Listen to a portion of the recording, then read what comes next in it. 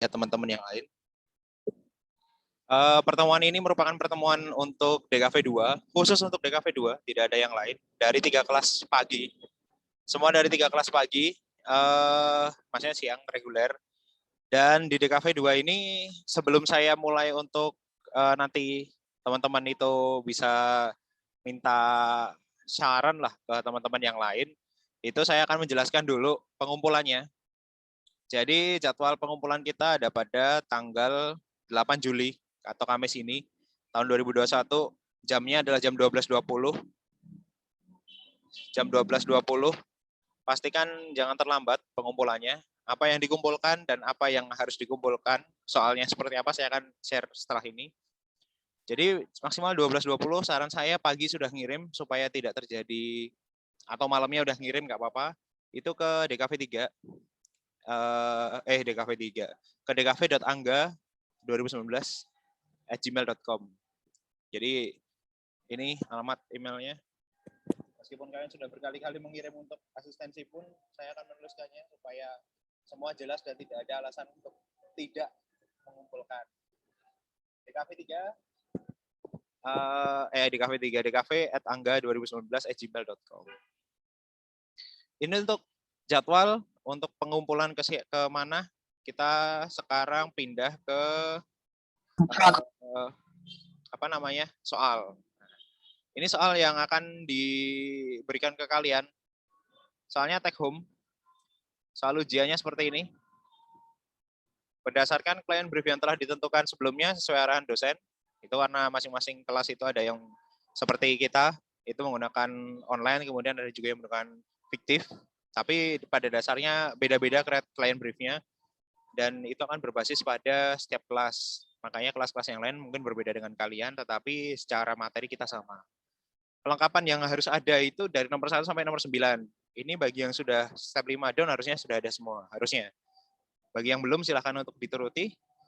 Dan pertimbangan nilainya itu ada di bawahnya. Dikerjakan di media lembar kerja 4 landscape gitu. Pada halaman terakhir disertakan daftar NPM, nama perancang, anggota kelompok, agensi, bisa kalian kenalkan juga agensi kalian di situ. Kemudian dikirimnya melalui PDF, UAS penamaannya ini, kelas agensinya, dikumpulkan melalui surel, Kamis 8 Juli 2021 pukul 8 sampai 12.20. Harap dikumpulkan tepat pada waktunya. Kriterianya adalah logonya atau penilaiannya, penerapan logo, GSM dan kesesuaian brief dan hasil yang dibuat. Untuk kelas saya itu diharuskan untuk ditambahnya adalah lembar asistensi. Mau kalian down, mau kalian tidak down pun, lembar asistensi wajib untuk dikumpulkan. Jadi lembar asistensi ini sifatnya wajib. Selain selain PDF, itu ada lembar asistensi yang harus dikumpulkan juga. Oke, ini soalnya cuma ini aja, nggak lebih. Jadi memang fokusnya ada pada grafik standar manual atau MCI.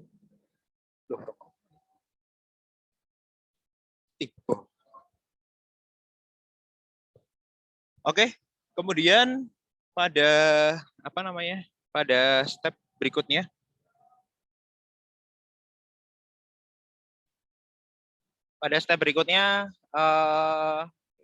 dikumpulkan pada waktunya. Kemudian saya pengen ada ngobrol diskusi dengan kalian dari orang-orang yang sudah step 5. Jadi bagi yang kalian tidak selesai dengan stepnya, step 5 bisa dikejar tanpa harus asistensi. Apa-apa aja sih prosesnya, kita akan mulai. Tapi sebelum itu saya mau nanya, ada pertanyaan kah? Tentang pengumpulan?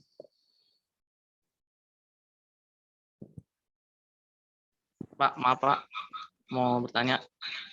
Silakan. Untuk pengumpulan yang terakhir itu cukup pakai email yang biasa ngirim per agensi atau semua dari masing-masing kelompoknya itu ngumpulin juga Pak? Masing-masing agensi aja. Oh baik Pak, terima kasih. Gitu.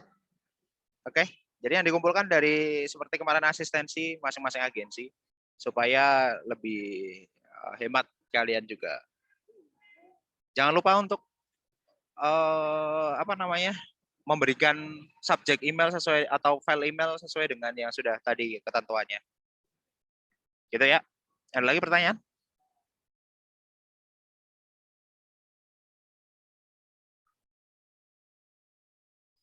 Udah? Kalau sudah tidak ada pertanyaan,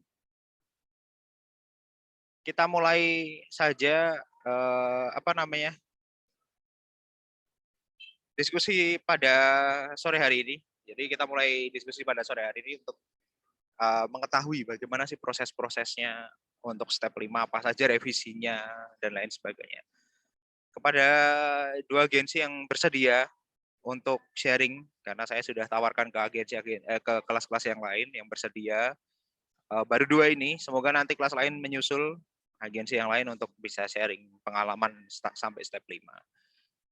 Oke, kepada Cemani agensi saya berikan kesempatan waktunya, dipersilahkan untuk share screen ataupun ngobrol menjelang sore hari ini. Silakan. Ini yang dijelasin apa aja ya Pak? Enaknya prosesnya kali ya. Kali teman-teman yang lain mungkin ada pertanyaan dulu supaya enak. Atau cerita dulu pengantar kalian garap apa, kemudian proses kalian mencari ide itu seperti apa, nyari layoutnya seperti apa gitu. Karena ada yang belum selesai sama sekali nih, maksudnya sampai step 1 aja belum ada. Tapi nggak apa-apa, next. Jadi silakan cerita aja. Cerita kemudian juga bisa share screen hasil karyanya juga nggak apa-apa. Gitu ya, silakan. Saya dari Cemani Creative House R4G. Saya berdua dengan Malika Fatmia. Mal. Mana ini Malika ya? Wih, berdua doang loh. Bisa kelar. Alhamdulillah. Sebetulnya kalau kita berdua tuh kebetulan ngumpulin asistensi tahap 4 kayaknya paling lama dari yang lain deh. Soalnya kita benar-benar masih belum tahu awalnya tuh GSM tuh kayak gimana, apa aja yang harus dimasukin, terus kita tuh harus gimana gitu supaya pembaca tuh bisa ngerti sama GSM yang kita buat. Tuh. Jadi kalau step-stepnya sih kayak biasa. Ini saya share screen ya Pak? Silakan. Mau share screen boleh. Silakan. Kebetulan kalau inspirasi itu kita banyak dapat inspirasi dari Pinterest. Terus juga inspirasi paling besar tuh karena kebetulan kami punya kenalan cutting di universitas lain yang udah pernah dapat makul brand guidelines ini. Terus jadi kita juga nanya-nanya gitu yang banyak sih. Nah, ini hasil awal tuh yang paling susah itu sebetulnya mahamin dulu nih si brandnya itu, brand Anka ini. Jadi tergantung brand masing-masing aja sih, harus benar dipahamin dulu. Soalnya ada brand yang kreatif, yang briefnya tuh kayak nggak jelas gitu, kayak ya udah gitu maunya instan aja, pokoknya mau logo gitu doang kan. Jadi itu sih agak susahnya. Ini Anka ini termasuk salah satunya nih. Briefnya mereka tuh masih belum matang gitu. Briefnya dibilangnya apa, sementara produknya itu nggak sinkron gitu sama briefnya. Mereka mau logo yang ini itu, tapi sementara produknya aja belum mumpuni gitu kalau menurut saya. Tapi ya udah kita sesuaiin aja dengan maunya mereka. Ini kita dapat layout inspirasi layoutnya tuh dari Pinterest kebetulan. Ada layout brand guidelines makeup bagus banget. Jadi kita aplikasikan di sini.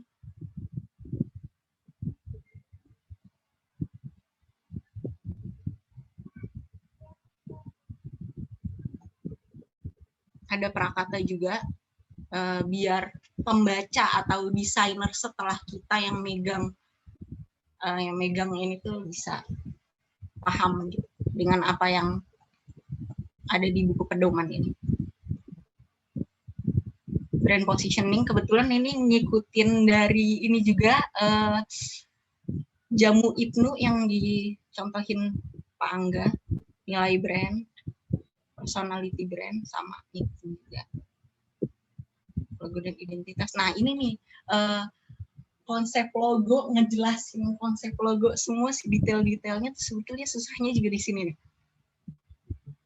Awalnya tuh kami cuma bikin ya udah gitu, yang penting ada simbol ini clover, ada nama Anca, udah gitu doang, sama warna hijau, udah gitu doang.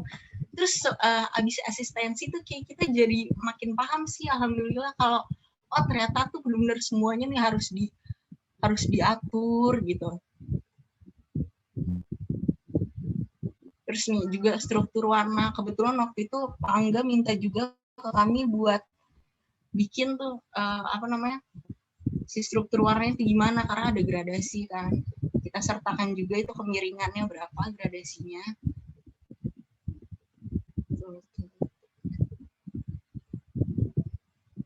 Sebetulnya kalau buat prosesnya itu yang penting komunikasi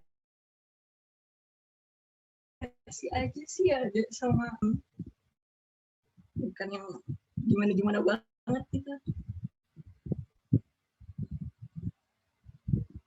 Cuman kan dikasih waktu 2 bulan kan ini pada nyantai semua.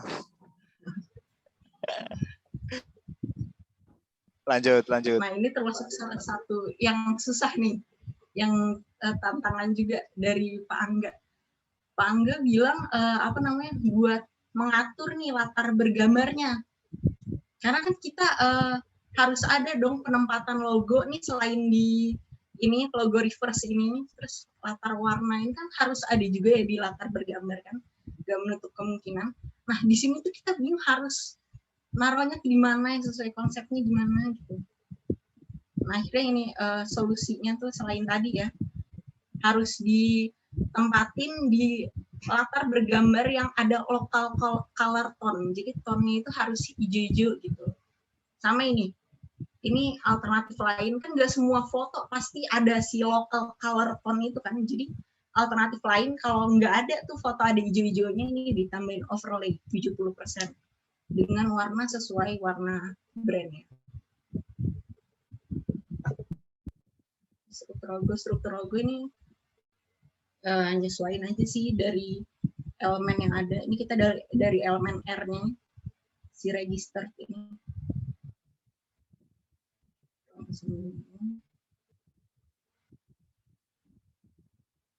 Nah, terus kita juga ini ada jenis huruf ya buat entah itu di ini media promosi, contohnya banner online.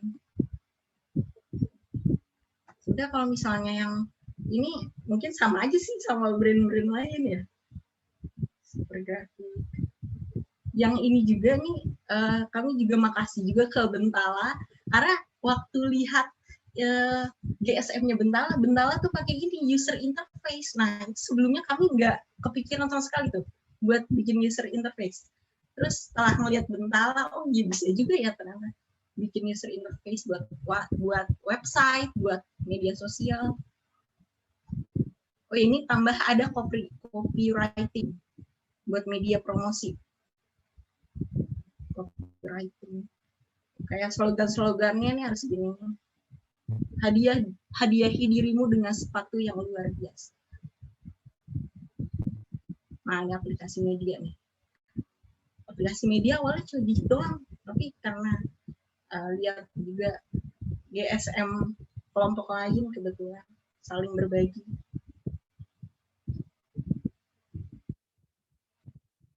Sebetulnya prosesnya tuh nggak sesusah itu sih, susah sih. Tapi maksudnya kalau kita bersama-sama tidak akan terasa. Nah ini juga nih user interface nih. Aman berusaha. Nah ini juga ada website. Nah, kalau kita cari di Google tuh banyak banget tuh kalau kita cari brand guidelines, ideas gitu. Nah, itu kami juga banyak dapat kayak misal yang bagus nih, saya boleh nggak Pak nge-share screen contoh GSM yang bagus Pak? Silakan. Kan referensi ke yang lain. Kalau punya.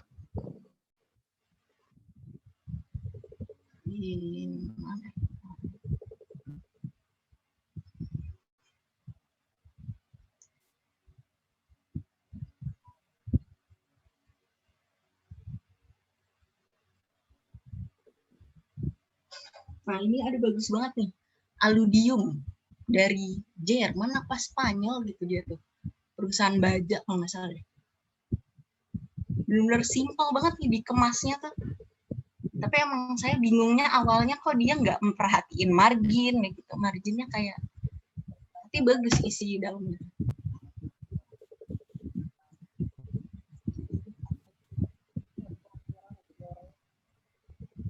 Bener-bener nggak bertele-tele gitu, terus to the point gitu kalau menurut saya. Tuh. Contoh penerapan di background bergambar. Nih, incorrect logo use-nya cuma segini dong, 4 doang. Tapi udah jelas gitu, oh iya emang yang nggak bolehnya cuma di situ gitu. Typeface.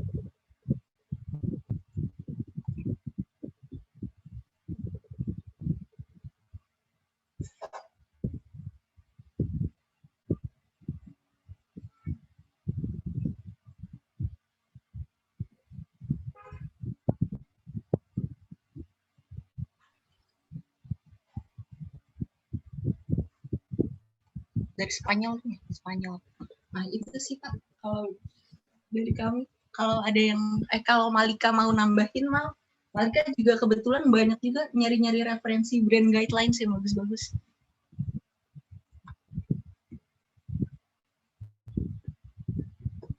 Silakan. Gunakan aja waktunya, nggak masalah.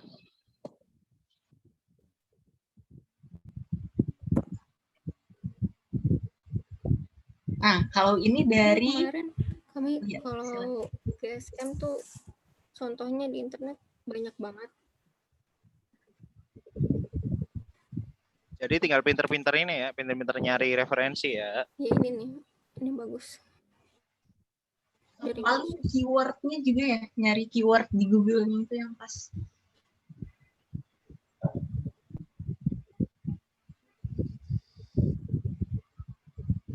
Kebetulan ini itu apa namanya GSM dari cutting di universitas lain, dari UNES.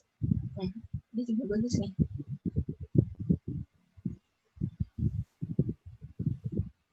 Dia sama redesign logo lama nih.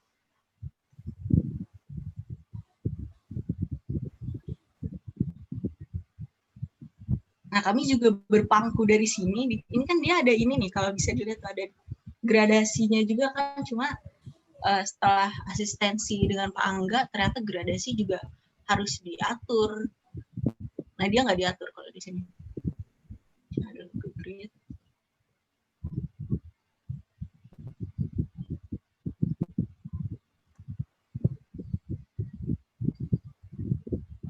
Selebihnya sama sih, kurang lebih gitu. Benar-benar urutannya itu konsep, terus struktur logonya, terus habis itu si penerapannya ini sebetulnya hampir mirip-mirip ya Pak. Ya namanya juga grafik ini brand guideline, grafik standar manual corporate identity, visual communication, apalagi ya. Kalau yang saya pelajari itu ada banyak namanya sih, tapi tujuannya tuh sama untuk ngasih pandangan orang desainer setelahnya untuk bisa menerapin gimana sih caranya gitu. Karena itu akan membantu banget ketika mereka membuat project ketika lepas dari kita. Jadi karena tujuannya kan untuk itu. Kan kita kan ngebuat GSM ini kan salah satu proyek ya, proyek DKV yang banyak digarap itu salah satunya brand guideline. Dan melalui Grand Guideline ini akhirnya nanti akan ngebentuk media promosi yang mereka kembangkan dengan program mereka sendiri. Maksudnya entitas itu sendiri. Makanya perlu untuk sampai detail gitu. Kalau yang ini kan permasalahan di digradasi kan belum diatur kan. Kalau gradasinya nggak diatur kan bingung juga percetakan mau ngegradasiin gimana. Karena setiap percetakan punya ininya sendiri-sendiri, alatnya. Kadang satu alat beda dengan alat yang lain gitu. Ini satu orang loh ngegarap ini, kalian berdua, bertiga gitu. Nggak kelar-kelar. Satu orang. Gitu. Oke. Ada lagi yang mau disampaikan? Kurang lebih itu ya, Pak. Oke, terima kasih Cemani. Kalau sudah ke siapa namanya? Yang Bentala siapa? Zahranisa. Zahranisa. Iya, Pak. Zahranisa, Jasmine Putri, sama Nadia Nova. Ada semua ya? Ada semua, insya Allah. Ada, Pak. Yang mau share screen siapa? Nova, Pak. Nadia Nova. Nova. Nadia Nova. Bentar. Sebentar ya, Pak. Oke. Lagi ini dulu, mindahin jaringan dulu. Saya rada lemot. Nadia, mana sih?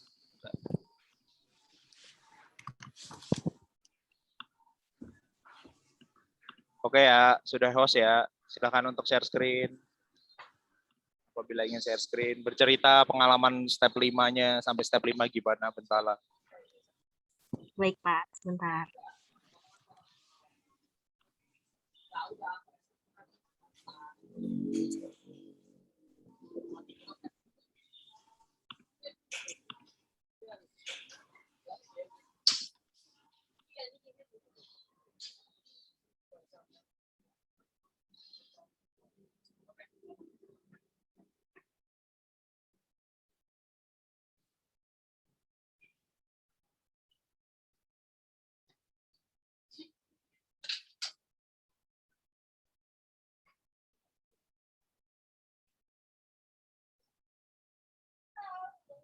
Apakah sudah terlihat, Pak?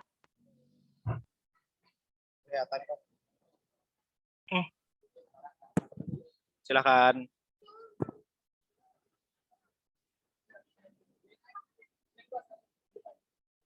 Oke, di sini saya Nadia Nova Ramadan sama Zahranisa Aulia sama Jasmine Putri Rahmawan. Kita dari Bentala Creative Lab. Di sini kami meredesain logo dari produk minum sehat Magni.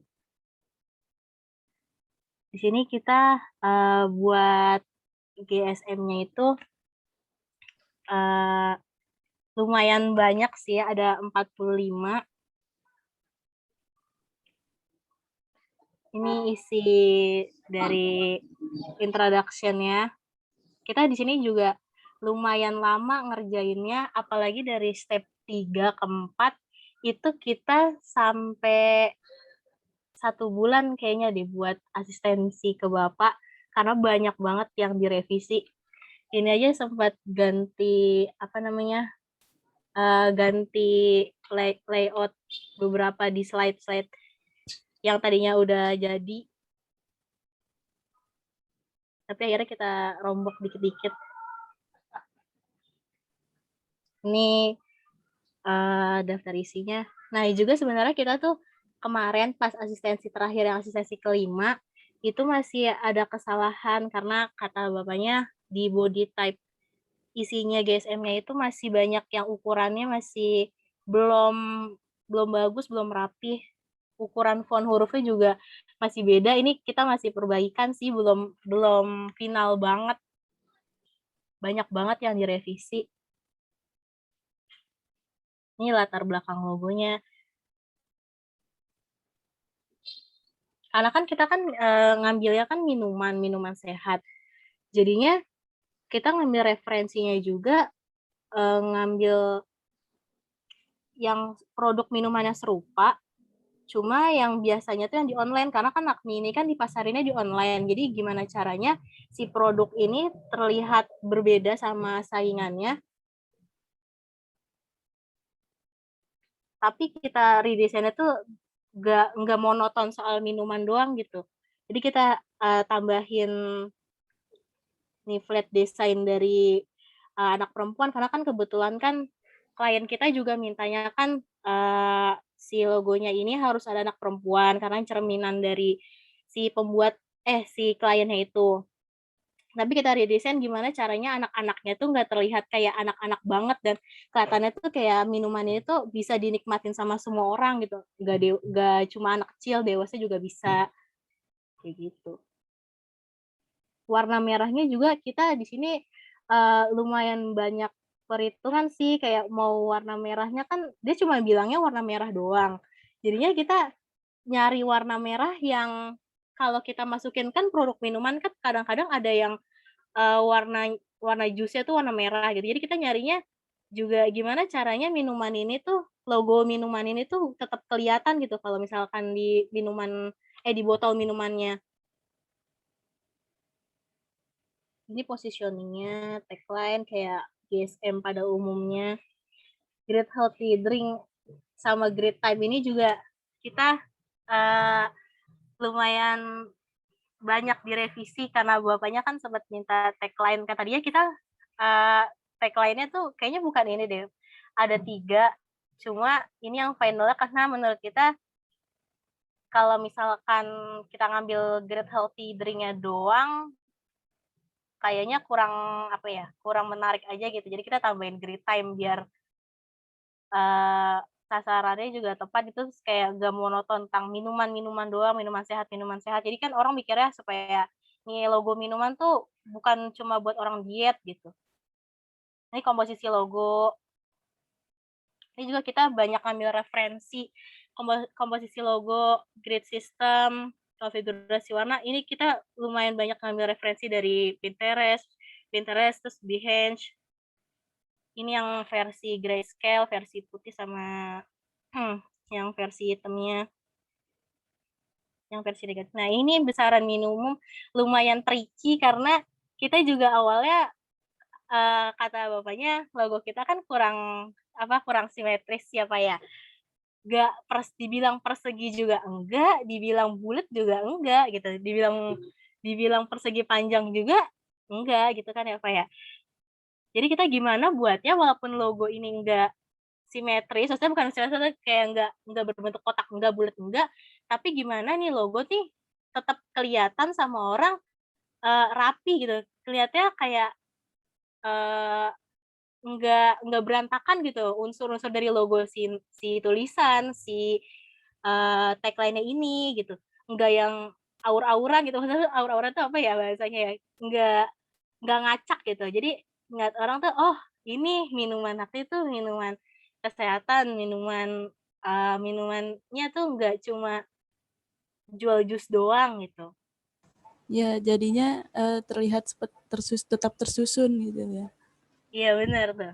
Jadi kita juga Jasmine juga yang nyusunin, yang ngidein kayak gitu tulisannya di sini juga Jasmine yang bikin besaran minum kan ya. Biar terlihat aja ya. gitu.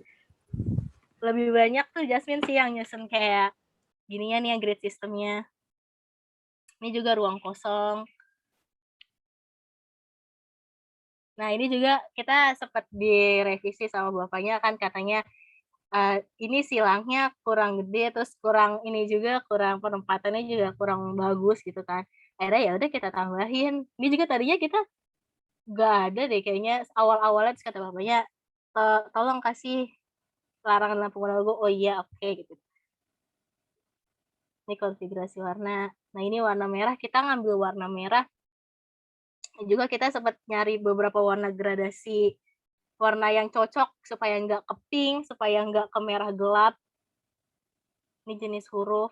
Nah, jenis huruf tuh kita sebenarnya nggak berpatokan sama satu huruf gitu. Awalnya kita ngambil huruf, nyari yang, ini kita juga sebenarnya nyari yang mirip dari huruf itu gitu. Awalnya tuh kayak kita yang nyusun, dari awal banget masih mentahan banget tuh kita nggak berpatokan sama huruf yang ada di Google gitu. Ini kita cari referensi yang mirip sama yang kita buat yang Nakni itu.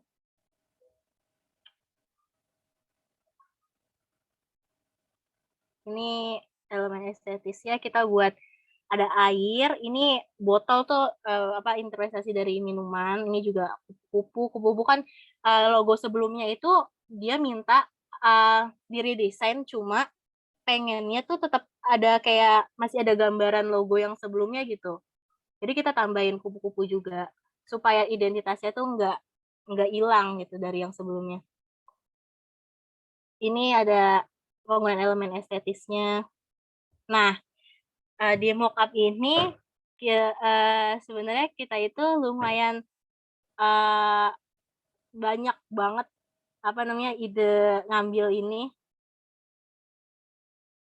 Kita juga kepikiran interface website itu karena si Nakni ini kan dijualnya itu di online. Jadinya kita kepikirannya, oh ya udah deh sekalian aja coba mockup, walaupun online-nya juga dia baru jualnya di Instagram. Kita mikirnya karena minuman lain tuh kayak Chat Time, merek-merek yang sekarang jual online itu kebanyakan juga jual di website. Jadi kita buat aja sekalian nih, siapa tahu klien kita ke depannya bakal mau buat website, interface website buat penjualan mereka ini. Ini contoh nih kayak mana ya? Ini contoh interface website-nya. Awalnya kita nggak make si elemen estetis ini, cuma karena kemarin bapaknya pas suruh pakai elemen estetis, ya udah deh kita coba aja masukin ke interface website-nya. Oh ternyata cocok, ya udah kita tambahin aja kayak gini. Ini buat Facebook advertise banner. Ini buat Facebook fanpage-nya. Ini mobile billboard, jadi supaya sekaligus gitu truk buat distribusi supply barangnya, sekaligus bisa buat ngiklanin barang. Jadi orang-orang ngeliat di jalan, oh itu Nakni tuh, itu mobil Nakni tuh, oh itu yang jual minuman ini, kayak gitu. Jadi orang bisa kenalin. Udah, mungkin Nisa atau Jasmine pengen nambahin. Begitu aja sih. Ayo, ada tambahan?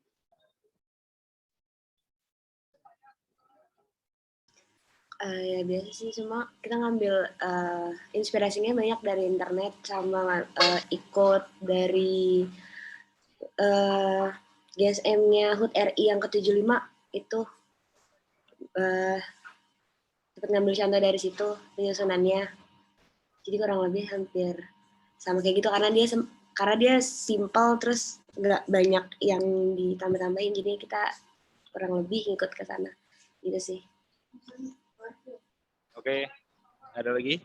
Kalau udah nggak ada, kita masuk ke sesi tanya jawab dari teman-teman. Kalau ada yang mau nanya, kayak mana? Ini forum bebas ya, jangan terlalu kaku. Silakan teman-teman yang lain. Dan ini saya set nanti sampai tengah malam, santai aja. Jadi panjang waktu kita. Ada pertanyaan nggak dari teman-teman yang lain? Apalagi yang bagi yang belum sampai step 5 down. Apa-apa aja yang perlu diperhatikan. Silakan bagi yang pengen nanya.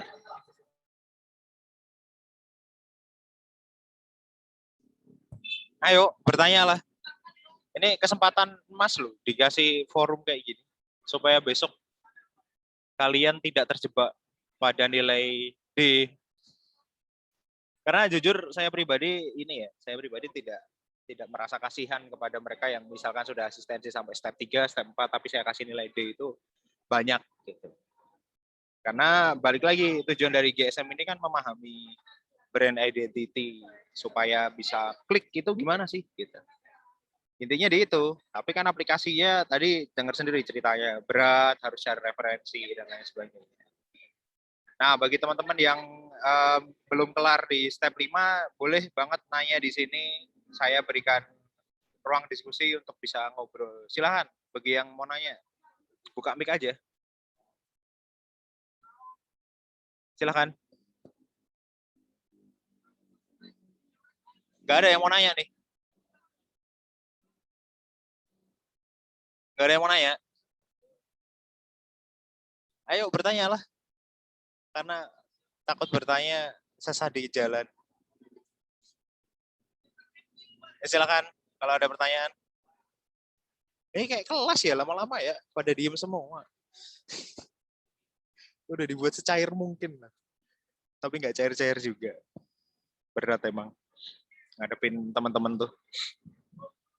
Tadi ada beberapa poin yang penting untuk diperhatikan. Yang pertama konsistensi. Jadi bagaimana membuat logo yang konsisten, kemudian juga aplikasinya konsisten, kemudian juga aturannya lengkap, tidak setengah-setengah, bahkan tadi ada gradasi juga harus diatur. Bukan menyulitkan, malah justru itu yang akan memperjelas detailnya. Kadang pola-pola gradasi ini banyak dilupakan, kayak tadi contohnya di Lauren tadi kan ada yang dilupakan contohnya. Karena dengan begitu kalau kalau tidak ada aturan sampai ke gradasi, jadinya bingung nanti ketika itu dilepas, ini gradasinya gimana mainnya gitu. Dan itu biasanya juga akan bisa jadi inspirasi untuk next desain yang akan digarap oleh entitas tersebut. Oke, balik lagi. Mau ada yang nanya nggak? Saya cuma menegaskan tadi. Jadi konsistensi itu penting untuk desain, mencapai desain bagus. Referensi itu penting. Justru paling penting adalah referensi ya. Kalau kalian nggak punya referensi itu jatuhnya apa namanya? Bingung mau dibuat kayak gimana gitu. Ya itulah fungsinya proses kreatif kalian dari mind mapping sampai thumbnail. Itu kan sudah ada sedikit-sedikit referensi kemudian ditambah ke referensi luar yang bentuk GSM-nya, kemudian juga bentuk aplikasinya. Itu bisa jadi referensi yang kuat. Itu saya menekankan itu. Jadi pastikan kalian menyesuaikan cara berpikir saya, kemudian juga contoh dari teman-teman yang sudah tadi dipresentasikan. Menarik sih prosesnya. Mereka panjang dan memang kebanyakan yang step 5 itu di atas asistensinya di atas 20 balasan email. Jadi tektokan itu sampai 20 ke atas lah. Ada yang sampai 40, ada yang sampai 50 juga. Karena tiap hari kan saya ngebalesi email kalian. Ya tentu tidak bisa satu agensi saya fokus untuk semua, misalkan kayak tipografinya itu sangat tidak mungkin saya meneliti semua, tetapi justru pola yang terjadi adalah bagaimana saya mengarahkan supaya GSM ini itu mampu dikomunikasikan dengan baik, diberikan aplikasi dengan baik, supaya nanti desainer berikutnya tidak bingung arahnya mau kemana. Begitu ceritanya. Oke, ada lagi teman-teman yang mau nanya, silakan. Terutama untuk dua agensi yang sudah selesai dan step 5. Kalau asistensi lewat email tuh lewat daring kayak gini tuh permasalahannya kayak gini sih. Yang step 5 nggak banyak. Tahun kemarin juga sama, yang step 5 cuma beberapa aja. Gitu. Tapi bukan berarti kalian tidak selesai asistensi kalian tidak lulus, enggak. Bahkan yang saya bilang, tidak asistensi pun kalau kalian sudah menempati syarat minimal yang saya tetapkan yang tadi di soal, kemudian kalian juga konsisten dengan bentuk brandnya, kalian kerjakan dengan detail, dengan bagus, itu sudah cukup untuk lulus pada mata kuliah saya. Cukup lulus itu C, D itu juga lulus gitu, cukup lulus. Tapi pertimbangan untuk nanti 4 hal yang tadi di soal sudah saya berikan, nah itu jadi pertimbangan lain untuk menambah nilai. Gitu. Baik, sampai sini ada pertanyaan? Kalau nggak ada, terima kasih Bentala dan Cemani yang sudah ngobrol. Ada nggak pertanyaan? Udah, nggak ada. Kalau nggak ada, kita tutup diskusi menyenangkan, diskusi yang hening pada sore hari ini. Semoga ada ilmunya dan semoga kalian sukses untuk nanti UAS. Kalau emang tidak ada. Gitu ya. Saya mau nambahin dikit. Saya mau. Udah duluan. Silakan Evelia dulu. Udah berantem aja yuk. Itu aja. Shoot. Apa namanya? Yuk silakan siapa dulu? Shoot. Siapa? Evelia dulu. Silakan. Kalau saya kan dari agensi Tanevi ya Pak. Nah, itu saya kan ngirim email ke Bapak untuk GSM ini cuman 3 kali balasan. Takutnya saya tuh ada yang kurang gitu. Bapak cuman revisi untuk penambahannya aja, untuk layout, kayak untuk apa-apanya tuh mungkin nggak tahu benar atau enggak, Bapak nggak revisi soal itu. Saya takut salah. Jadi boleh ditampilin lagi nggak yang kira-kira mungkin nanti Bapak bisa benerin atau ada koreksi lagi? Bisa nggak, Pak? Oke ya, untuk Tanevi ya, saya share screen. Iya. Ya, jadi GSM-nya ini. Kenapa saya sudah sampai ke step 5 dan hanya sedikit revisi? Karena ketika Tanevi ini mengirimkan ke saya, itu cukup ini ya, cukup merepresentatifkan identitasnya. Ini pertama banget dia ngirimin ini.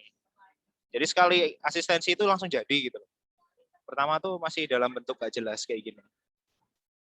Ini yang awal-awal semua semua mengalami dan diskusi dengan saya juga kan. Semua mengalami, kemudian ini yang saya lihat dari proses ini pun itu terkorelasi dengan baik atau terhubung dengan baik pada aplikasi GSM-nya. Gitu, draft asistensi GSM-nya step 4-nya. Bentuknya itu sudah kotak-kotak, kemudian temanya juga sudah sesuai. Saya lihat di bagian daftar isi juga sudah cukup lengkap, gitu kan? Kalau dihubungkan dengan yang yang tadi soal ujian, ini udah mencukupi semua, gitu. Dari atas sampai bawah itu udah. Kalau udah gitu saya nggak akan cawe-cawe lagi, gitu. Meskipun kalau ngomongin selera estetik gitu, selera estetik kan beda-beda tiap orang, itu nggak bisa saya paksakan. Karena kompetensi pada mata kuliah ini itu adalah bagaimana kalian memahami branding dan aplikasinya, gitu.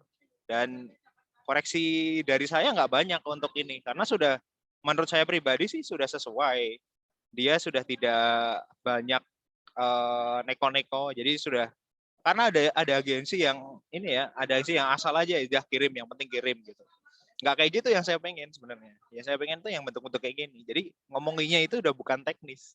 Ngomonginnya itu udah konsepnya apa sih atau bagian mana sih yang kurang gitu. Dan saya nggak akan memilihkan misalkan tolong dong itu logo di kaos atau di bag itu jadi di pinggir. Saya hampir nggak pernah.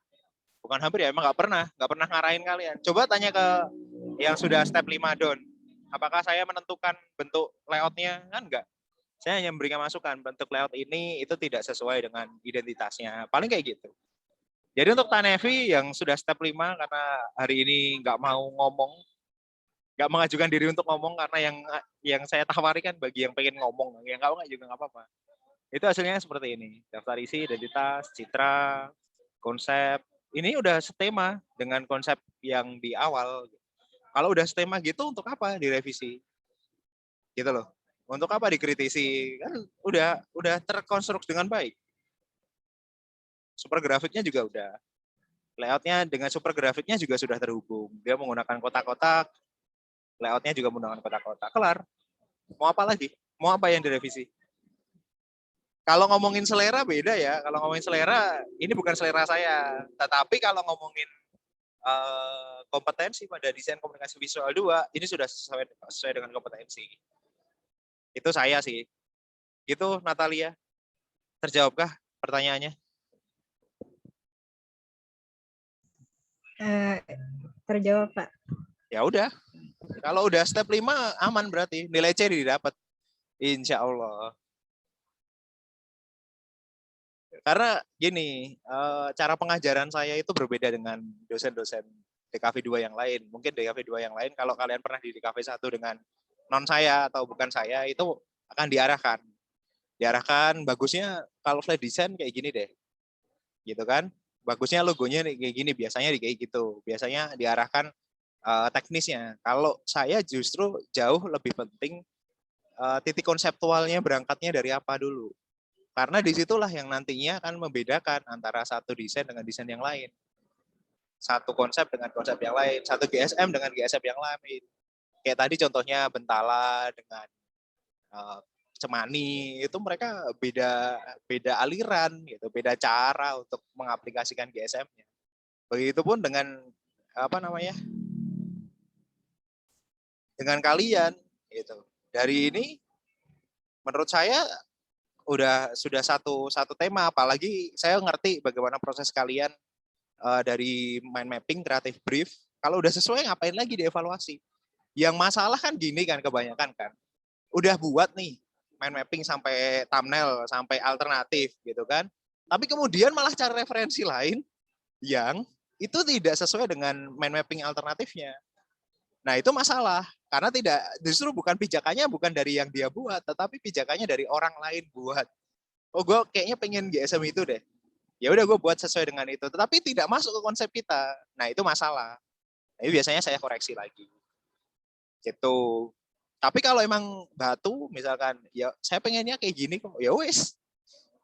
Saya sebagai dosen tidak bisa memaksakan bahwa bentuk desain kalian itu harus sesuai dengan pengalaman estetis saya, nggak kayak gitu konsepnya. Konsep belajar di kelas saya adalah konsep belajar yang apabila kalian proses itu sudah betul-betul paham, untuk apa lagi saya revisi? Karena kompetensi yang dinilai di situ, bukan kompetensi bentuk estetis. Jadi mata kuliah ini tuh bukan mata kuliah untuk api-apian atau bagus-bagusan, yang lebih bagus yang mana sih, nggak kayak gitu. Mata kuliah ini adalah untuk memahami ide brand. Itu ketika diaplikasikan di grafik standar manual atau manual corporate identity atau brand guideline ataupun visual communication, itu bisa konsis, itu bisa tertampil idenya. Gitu Evilia. Jadi ini juga pandangan teman-teman. Kalau mungkin di dosen yang lain lebih enak ya, kalian step-stepnya lebih jelas, kemudian diajarinya lebih teknis gitu. Kalau di saya kan banyak bingungnya. Ini pasti ada banyak yang gerendel juga kan di belakang kan ngomong, ini ngapain sih ngomongin brand awareness, ngapain juga ngomongin brand value. Itu kan udah ada kan gitu. Biasanya kayak gitu yang terjadi. Tapi bagi saya memang itu yang harus dibahas. Karena yang kita jual ke klien nanti atau ketika kalian sudah lulus nanti, itu bukan bentuk visual yang kayak gininya yang kalian jual. Yang kalian jual itu adalah what's the idea, apa idenya, apa gagasannya. Karena seorang desain komunikasi visual itu kalau cuman mengaplikasikan dari brief atau klien brief atau bahkan kreatif brief saja, itu nggak jauh beda sama lulusan SMK DKV. Sama baik, udah ada konsep diaplikasikan, itu sama aja. Tapi kalau cara pandang saya pribadi ketika mengajari ini adalah bagaimana menggali kalian untuk kayak tadi si Lauren bilang, mencari referensi kanan kiri, mencari kesana kemari. Tidak mengikuti referensi saya, itu malah justru saya suka. Kenapa? Karena berarti kalian mencari identitas kalian sendiri. Kalian kan punya pikiran kalian sendiri, kalian kan punya cara berpikir sendiri.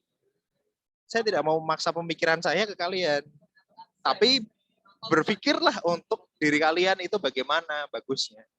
Membentuk konstruksi berpikir, cari referensi kiri kanan, sesuai taat terhadap apa yang sudah ditetapkan pada creative brief, mind mapping, sampai thumbnail, alternatif, bahkan sampai aplikasi GSM-nya.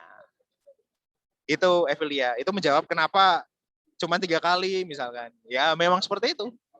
Kalau saya kalau sudah sesuai ngapain diedit? Kalau ngomongin selera kan beda-beda.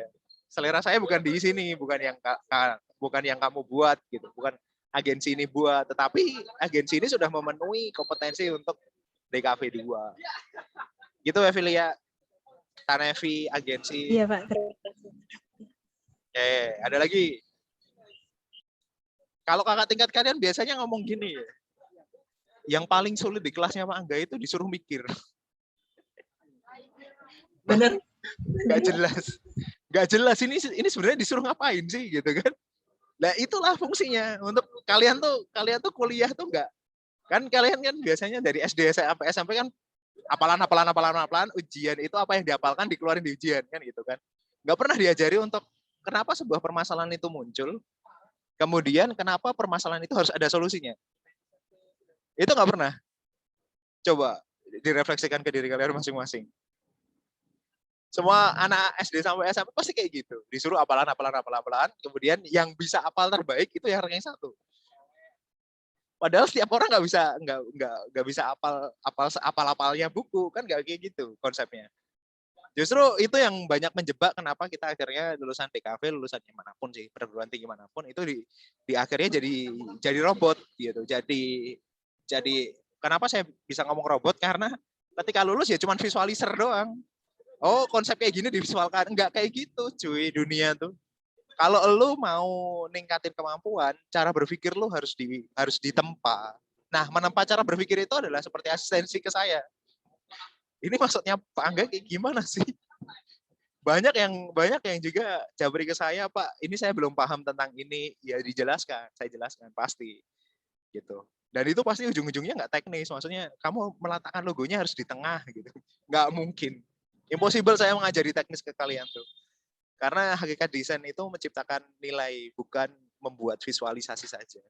Nah, justru disitulah benefit nanti ketika kalian ketemu klien, itu klien ada insight gini loh, oh iya ya, gue nggak kepikir itu ya. Gitu.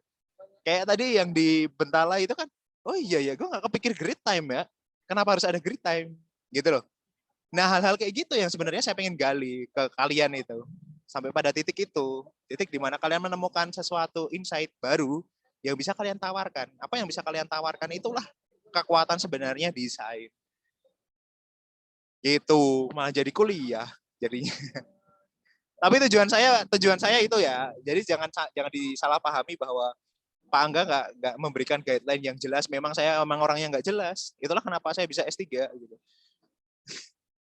Kalau S3 kalian pikirannya jelas, kayaknya nggak mungkin S3. S3 itu pikirannya nggak jelas.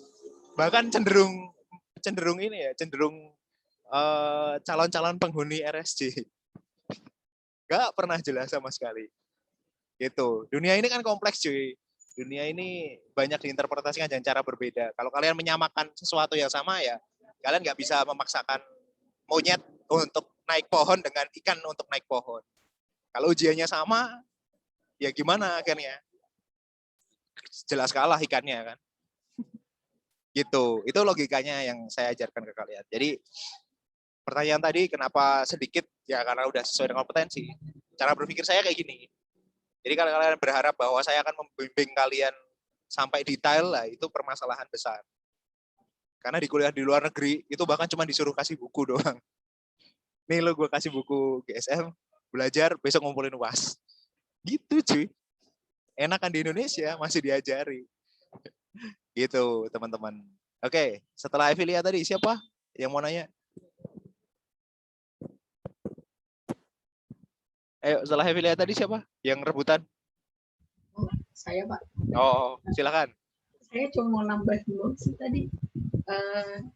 Dari saya sama tadi GSM-nya Bentala juga ada tuh di mana namanya pengaplikasian logo, aplikasi logo pada media itu juga diatur tuh ukuran-ukurannya. Nah itu menurut saya penting juga sih biar si brandnya juga tahu gitu. Oh kalau kartu nama nih ukurannya segini gitu, pin ukurannya segini gitu. Itu aja sih. Nah itu sisi aplikatif. Jadi kalian itu saya coba untuk menerapkan self discovery. Jadi bagaimana mendiscover atau mencari sesuatu itu dari diri kalian sendiri, tidak bergantung pada tidak bergantung pada materi yang sudah saya berikan. Self discovery itu konsep untuk belajar merdeka ya, belajar enggak terkungkung. Jadi kalau kalian lihat teman kalian kayak gitu, kalian diskusi dengan teman, nah itu self discovery. Bukan Pak Angga bilang apa itu yang harus diterusi atau itu yang harus ditepati. Enggak. Bahkan ada yang sampai saya sebel, bahkan untuk tipografi yang saya garis-garis bawahi saja yang dia ubah, yang tidak digaris bawahi tidak diubah. Itu saya sebel banget. Padahal di depan udah saya bilang, seluruh tipografi silakan untuk diperhatikan. Misalkan, biasanya kan saya gitu, misalkan tipografi ini, tipografi itu, tipografi ini, gitu kan. Nah, asistensi berikutnya cuman misalkannya aja yang diubah. Nah, itu saya nggak suka. Kenapa? Kalian tidak mengcover semua gitu. Sudah dikasih arahan untuk melihat kembali apa yang salah. pada hakikatnya sebenarnya karya desain itu kan kayak gitu. Karya seni, karya desain itu kayak gitu. Kalian yang bisa mengoreksi karya kalian. Orang lain memberikan pandangan. Nah, pandangan orang lain itu yang besar, maksudnya pandangan besarnya misalkan konsepnya harus berubah nih, gitu kan? Ya kalian evaluasi dari hasil karya desain kalian. Polanya kayak gitu, supaya membentuk desain yang lebih teliti. Jadi jadi gini, keprofesionalan desainer itu berasal dari ketelitian. Kalau kalian teliti terhadap karya kalian, detail-detail, kemudian elemen desainnya kalian detail, kemudian teliti bentuknya, kok estetisnya itu dari bentuk yang paling kecil, itu orang akan lebih menghargai. Kenapa? Karena disitulah keseriusan desainer. Itulah yang membedakan antara desainer desainer jadi-jadian, yang mana dia langsung belajar dari YouTube, membedakan ke desainer yang S1 yang kalian tempati sekarang. Gitu. Apalagi kalau udah ngomongin S2, S3, wah udah berat. Ngomongnya udah kayak gitu lagi. Ngomongnya udah bagaimana desain itu bisa muncul. Mateng nggak lo? Bagaimana GSM itu bisa muncul? Kenapa harus ada GSM? Kenapa nggak GSM itu hilang aja gitu? Biar mempermudah kalian lulus misalkan. Misalkan ya. Gitu, Lauren. Itu tambahan yang bagus, teman-teman. Jadi ada ukuran, itu jadi salah satu teknis yang cukup detail untuk bisa diterapkan di GSM kalian masing-masing. Oke, Lauren, terima kasih dari masukannya. Oke, teman-teman yang lain, ada pertanyaan lagi nggak?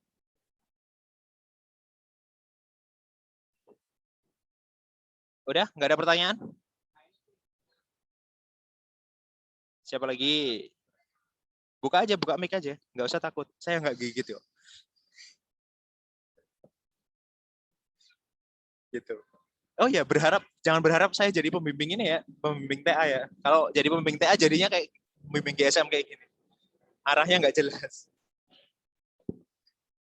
Jadi mulai sekarang juga dipikirkan TA-nya mau apa, supaya nanti ketika sudah masuk ke seminar dan proyek, kalian bisa klik dengan apa yang ingin kalian, kemampuan kalian yang kuat itu di apa.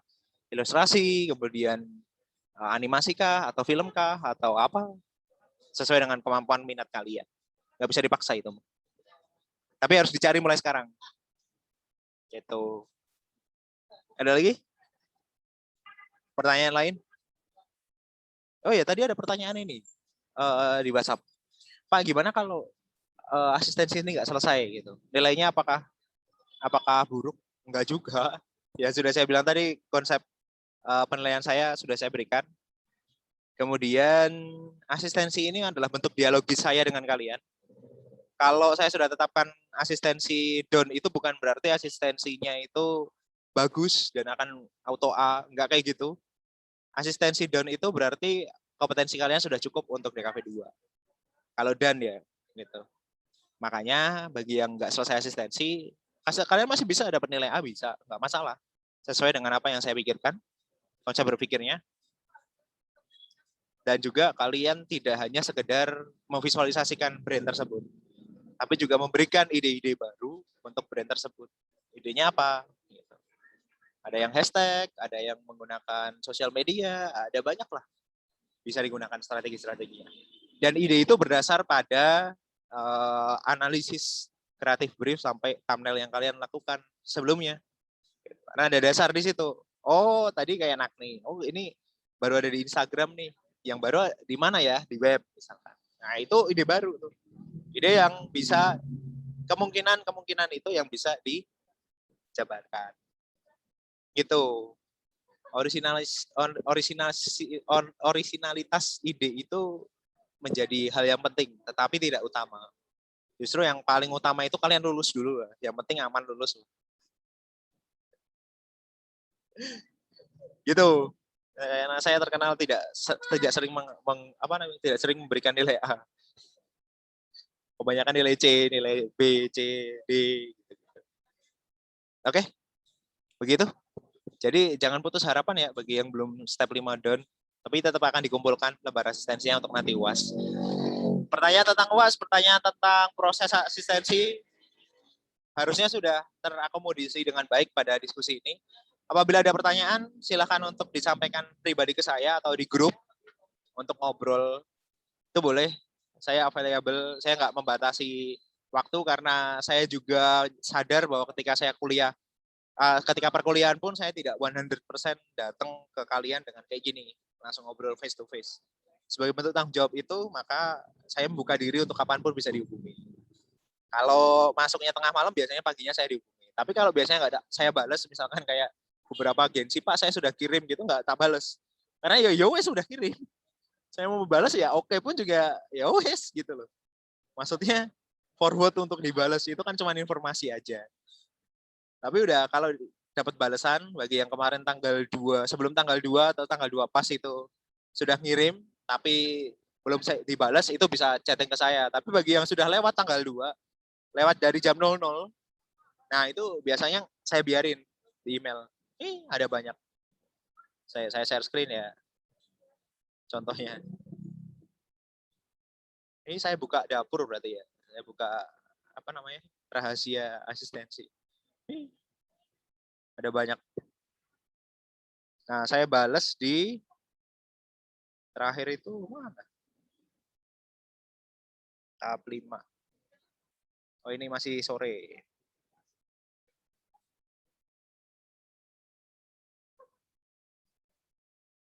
Bentala ini tinggal dikasih, kalau yang tinggal dikasih step 5 kayak gini biasanya saya balas. Tapi kalau yang misal apa namanya kayak gini udah lewat kan 12.31, kata saya balas.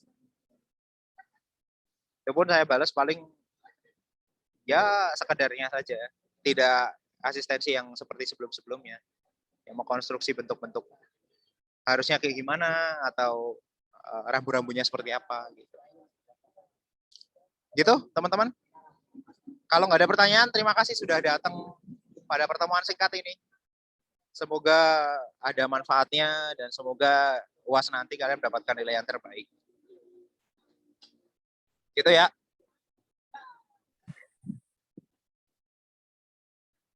Mau ngomong nggak? Ngomong aja. Sudah, kalau memang sudah nggak ada, terima kasih semua. Terima kasih Betala, terima kasih juga siapa? Cemani. Ya, masih Bentala, terima kasih Cemani, terima kasih juga untuk teman-teman yang lain. Semoga UAS dan mata kuliah yang lain bisa dilewati dengan baik. Kalian bisa fokus ke mata kuliah yang lain juga kalau sudah selesai asistensi gini. Andai dulu ngejar ya, lebih enak lagi kalian. Thank you semuanya, selamat sore dan tetap jaga kesehatan, tetap gunakan protokol kesehatan. Pakai masker, cuci tangan, kemudian makan makanan yang bergizi. Jangan stres kalau COVID, kalau kasus COVID itu sudah mencapai 27-28 ribu. Jangan stres, santai aja. Kalau emang udah kena ya sudah ada cara sembuhnya. Jadi nggak usah khawatir, ada obatnya juga. Itu bergantung kalian terbuka sama orang lain. Jadi kalau kalian positif ya udah nggak apa-apa. Itu bukan aib kok. Santai aja, itu sama kayak kalian kena flu. Bedanya penularannya lebih masif. Gitu ya. Jaga kesehatan semuanya. Semoga mendapat nilai yang terbaik di UAS nanti. Terima kasih. Terima kasih banyak, Pak. Oh ya, saya minta maaf apabila satu semester ini banyak merepotkan kalian. Banyak juga membuat kalian bingung, banyak juga membuat kalian kelimpukan gitu kan. Dengan berbagai syarat yang saya ajukan dengan ketidakjelasannya. Saya mohon maaf, tapi jujur dari lubuk hati terdalam saya ingin kalian menjadi orang-orang yang lebih bermanfaat ke orang lain. Bukan hanya sekedar menjadi pengekor, tapi juga bisa menjadi sesuatu yang great suatu hari nanti. Kalau kalian jadi desainer yang handal, kayak beberapa teman di mana namanya, yang kerja di Jakarta, biasanya saya minta tolong untuk share pengalaman, share tentang misalkan di akun YouTube saya ada share tentang UI UX, itu ada dari orang-orang yang seperti kalian ini mau belajar, kemudian akhirnya dia mau memberikan kepada orang lain, dan saya memfasilitasi forum-forum kayak gini gitu. Jadi keep learning, jangan menyerah, tetap konsisten untuk terus berpikir ke depan. Thank you semuanya, selamat sore, dan selamat beraktivitas kembali. Akhir dari saya untuk semester ini, terima kasih sudah membersamai. Semoga penilaian dari kalian, penilaian dari saya maupun dari kalian ke saya itu sama-sama baik, sama-sama memberikan manfaat untuk kita ke depannya. Terima kasih semua, satu semester yang menyenangkan. Semoga beruntung Terima kasih, Pak. di semester-semester Terima kasih. berikutnya.